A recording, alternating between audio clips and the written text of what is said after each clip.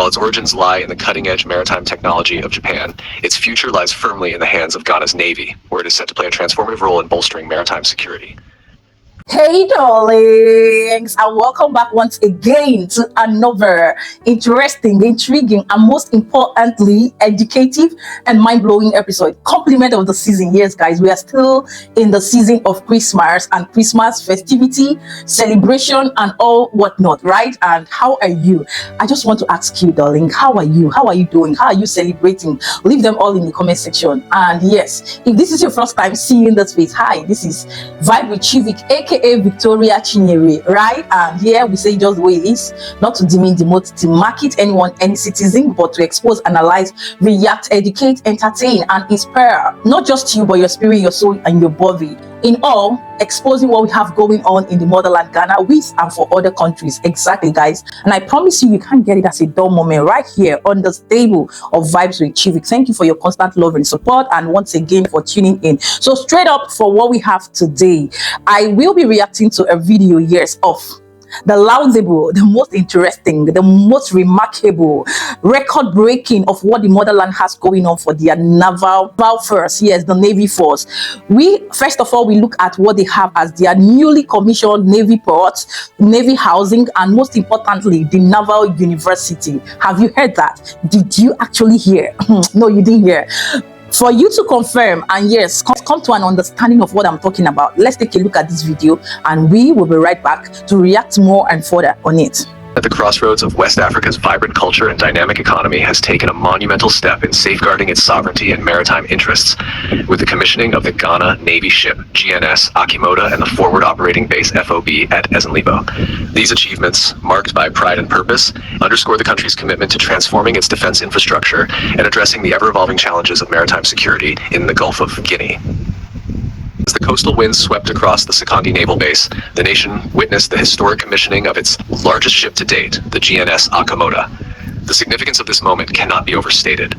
This diesel-powered vessel, measuring an impressive 65.4 meters in length and with a gross tonnage of 499 tons, was crafted by Japan's Kuronora Shipbuilding Company in 1999. While its origins lie in the cutting-edge maritime technology of Japan, its future lies firmly in the hands of Ghana's Navy, where it is set to play a transformative role in bolstering maritime security. For President Nana Addo Dankwa Akufo-Addo, this was more than just an event. It was a dream realized. Standing as Commander-in-Chief of the Ghana Armed Forces, he reflected on the ambitious vision that had shaped his administration's defense strategy. When I assumed the mantle of leadership, he began, his voice filled with conviction, I envisioned a Ghana Navy that would be a beacon of strength, resilience, and innovation, one capable of safeguarding our vast maritime resources and asserting our sovereignty on the waters of the Gulf of Guinea. This vision has not only driven policies, but has also inspired tangible progress in the form of ships, bases, and an ever-expanding naval capability. The commissioning of the GNS Akimoda is part of a larger narrative of modernization and expansion. Over the years, the Ghana Navy has grown to include over 20 new platforms, ranging from offshore security vessels to rigid-hulled inflatable boats and Zodiac boats. These acquisitions are not mere additions to the fleet, but vital tools in combating piracy, smuggling, illegal fishing, and other threats to the nation's waters. With the Akimoda as the centerpiece of this strategy, Ghana now boasts a maritime force that is better equipped than ever to protect its resources and contribute to regional stability. The commissioning ceremony itself was a spectacle, steeped in naval tradition and national pride. The Presidential Fleet Review saw the parading of ships, their sleek profiles, a testament to the Navy's growing strength. It was a moment not just for celebration, but also for introspection, a chance to assess operational readiness and reaffirm the nation's commitment to maritime security. Rear Admiral Essa Adam Yakubu, the Chief of Naval Staff, stood alongside the President, visibly moved by the occasion. He expressed his gratitude to the government for its unrelenting support, emphasizing how the GNS Akimoda would enhance the Navy's ability to fulfill its mission. Yet the progress did not stop there. Just a day later, another landmark event unfolded with the commissioning of the forward operating base at Ezenlibo. Situated along Ghana's western coastline, this base is a strategic linchpin in the nation's defense architecture. The Gulf of Guinea, while rich in resources, has become a hotspot for piracy, illegal fishing, and transnational crimes. In response, the Ezenlibo FOB serves as both a shield and a sword, enhancing the Navy's ability to monitor and secure Ghana's offshore oil and gas fields while fostering regional cooperation to address shared security concerns. The journey to this moment began years earlier, in 2018, when President Akufo-Addo pledged to equip the Ghana Armed Forces with the tools needed to tackle modern security challenges. The Ezinlibo FOB stands as a testament to that promise. At its commissioning ceremony, the president spoke with a tone of fulfillment and resolve, declaring, "Today's commissioning marks the realization of that pledge." The base is not merely a facility, but a symbol of progress, a physical manifestation of Ghana's determination to protect its resources and assert its presence in the maritime domain. What makes the Ezinlibo FO particularly significant is its strategic location. Nestled near the nation's vital offshore oil fields, it is positioned to counter threats that could jeopardize Ghana's economic lifelines. The facility is equipped to provide logistical support, enhance operational readiness, and serve as a training hub for the Navy. In addition to its immediate security functions, it is part of a broader plan to establish a network of forward operating bases across the country. With existing bases at Tili, Bui, Sankor, and Kenyase, and plans for new ones in Keita, Ada, Winneba, and Elmina, the vision of a robust and comprehensive defense network is rapidly taking shape. The realization of these projects has been a collective effort. The Western Nzema Traditional Council, under the leadership of Paramount Chief Awulai Anor Ajayi III, played a crucial role in providing land for the Ezinlibo FOB. Their contribution is a reminder of the importance of unity and collaboration in national development. Addressing this, President Akufo-Addo praised their selflessness, describing it as a reflection of the community's deep commitment to Ghana's progress. As the president toured the facility, his pride was palpable. He commended the contractors, consultants, and military personnel who had worked tirelessly to bring the project to fruition. "Aiku," he exclaimed, acknowledging their dedication and excellence. The Ezinlibo FOB, he noted, was not just a milestone, but a stepping stone toward an even stronger and more capable armed forces. The dual commissioning of the GNS Akimoda and the Ezinlibo FOB is more than a celebration of physical infrastructure. It is a reflection of Ghana's broader aspirations. These achievements signal a shift toward a more proactive and forward-thinking approach to national security. They represent the country's readiness to tackle the challenges of the modern era, from securing its maritime resources to maintaining regional stability. As President Akufo-Addo approaches the end of his tenure, these milestones stand as part of his legacy. "I carry with me the pride of knowing that the Ghana Navy stands stronger, more capable, and more respected than ever before," he said, his words carrying the weight of years of effort and accomplishment. Yet, even as he looked back with pride, his gaze was firmly fixed on the future, a future where Ghana's Navy continues to grow, adapt, and thrive. For the people of Ghana, these developments are a source of inspiration and hope. They demonstrate what can be achieved when vision meets action, and when a nation comes together in pursuit of a common goal. As the sun set over the Gulf of Guinea, casting its golden light on the waters, the newly commissioned GNS Akimoda stood as a beacon of progress, and the Ezinlibo FOB as a fortress of resilience. Together, they tell a story of a nation rising to meet its challenges, fortified by unity, innovation, and an unwavering commitment to safeguarding its future. Ghana has taken a bold and transformative step in redefining its approach to military education and training. The establishment of the National Defense University, NDU, represents a monumental shift in how the country prepares its armed forces for the challenges of the modern world. This move, brought to life through the granting of a presidential charter, unites three highly regarded institutions: the Kofi Annan International Peacekeeping Training Center, the National College of Defense Studies, and the Ghana Armed Forces Command and Staff College into a cohesive entity dedicated to producing the next generation of military leaders. By aligning these institutions under a unified framework, the NDU is set to elevate military training standards, deepen strategic thinking, and reinforce Ghana's long-standing role as a pillar of peace and stability in West Africa. The National Defense University is not merely an administrative restructuring. It is the crystallization of a vision to create a world-class military education system. For decades, as Ghana has been recognized for its contributions to international peacekeeping efforts, sending troops to some of the most volatile regions in the world.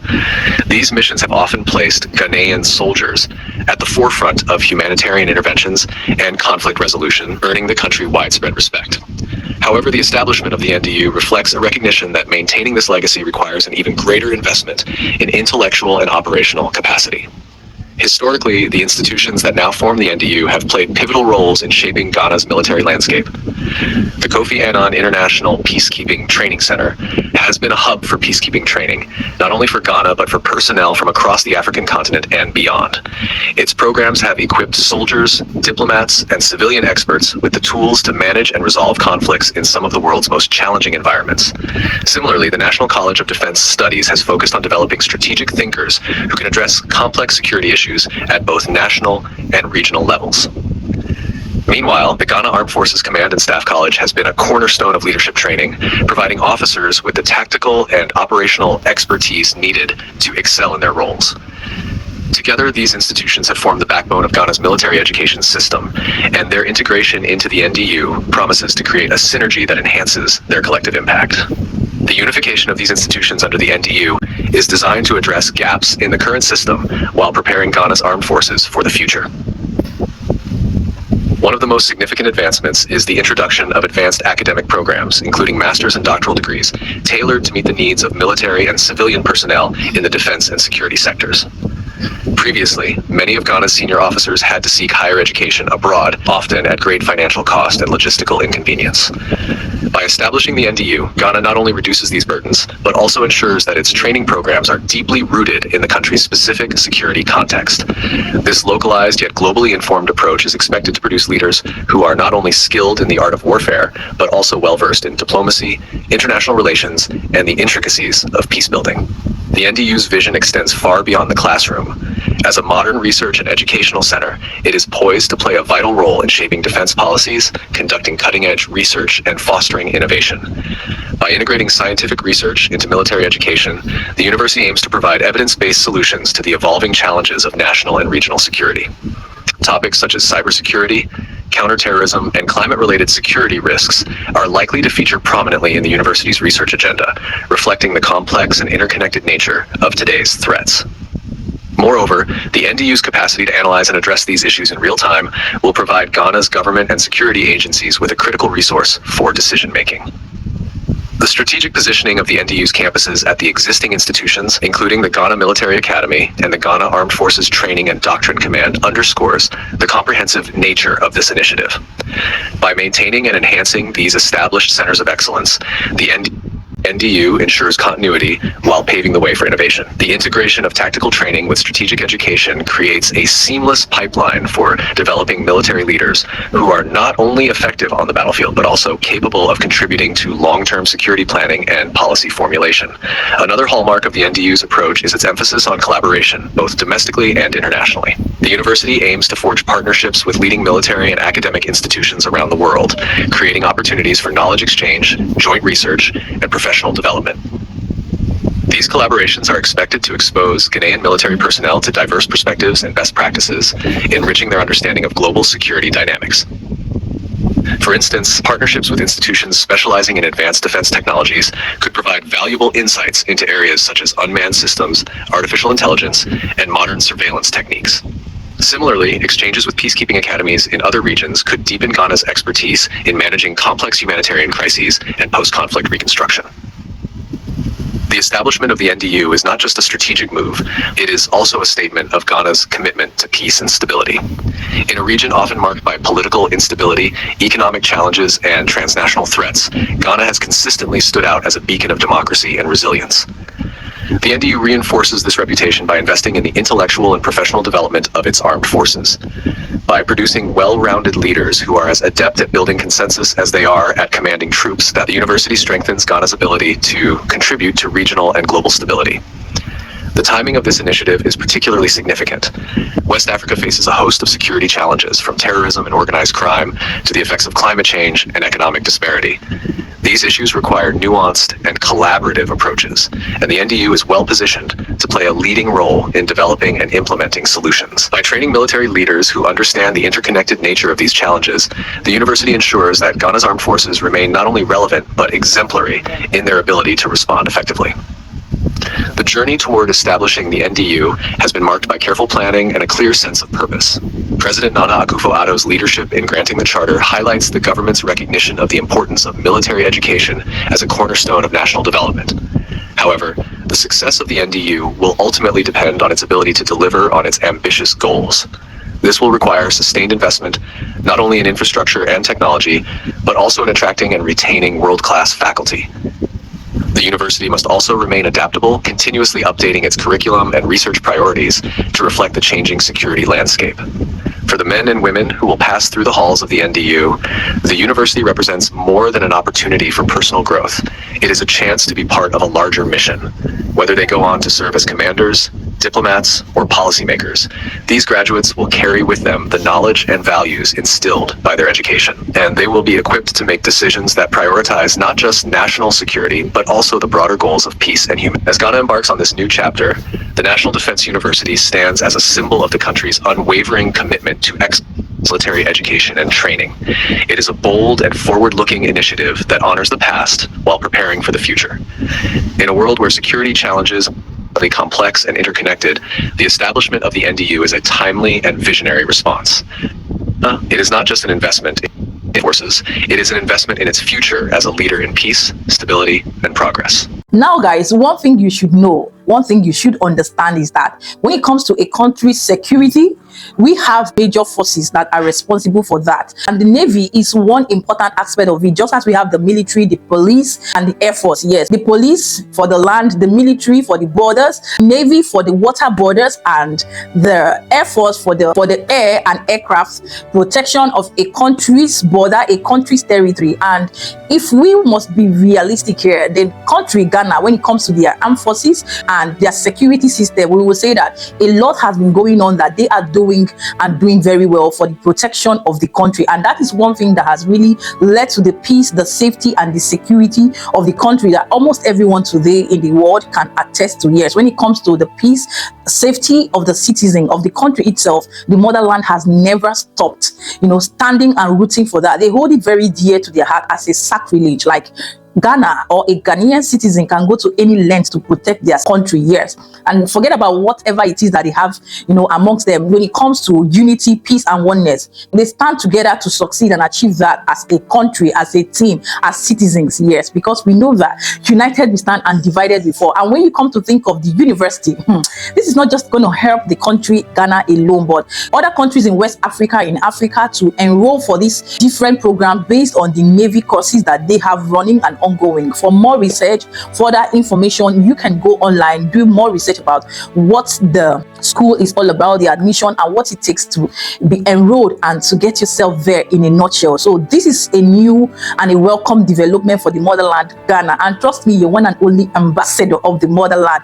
If I say Oshe, you say what baddest, I can't let this slide. And a win for one is a win for all. This is really something laudable and something inventional, innovative, and well achieved. Yes, and it is of great note that we recognize, appreciate, and expose this on here in this platform so that more people will get to know what exactly is popping, is cooking in the motherland. Exactly, guys. So at this point, having watched, having listened patiently, thank you for your time, and let me know as well what you think about what is ongoing in the motherland, this recent development. And if this is your first time knowing about this, let me know as well. Exactly. And what are your thoughts, your opinion? It's highly welcome.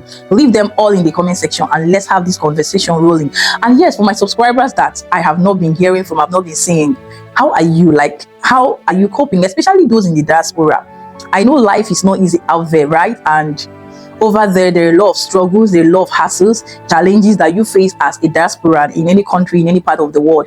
And it is my great plea, my great thought to, believe and pray that everything turns and works out together for your good as well. So whatever it is that you are passing through, good, bad, just take everything in good faith, believing that at the end of the day, God has a better plan for you. And yes, tomorrow holds something very interesting and great for you. And yes, to each and every one of you out there, no matter where you are watching me from, I want to say, keep your hopes high. Do not give up. The God of the 0 hour, the 11th hour will show up for you. And with God, all things are possible. So keep your hopes high. Do not give up. Now, who give up, they lose in life. What it is that comes across your way that is thrown at you as a challenge, obstacle, keep your head high. Fight it to the end, because His grace and the grace of God in a nutshell is sufficient for us all, just that you're not seeing it that way. So take everything in good faith, with joy, happiness, as you vibe to your environment, your surrounding, nature, and everything positive world vibing to. Keeping it real, happy, safe, and blessed till I come up here in my next one. But for now, this is me, your host, Vibe with Chivik, signing out. But please, one more thing. Have you liked this video? Are you part of the village people that want to send me back to the village? Like this video, share, and subscribe if you're not. And I will see you in my next one. Ciao, ciao. Mwah.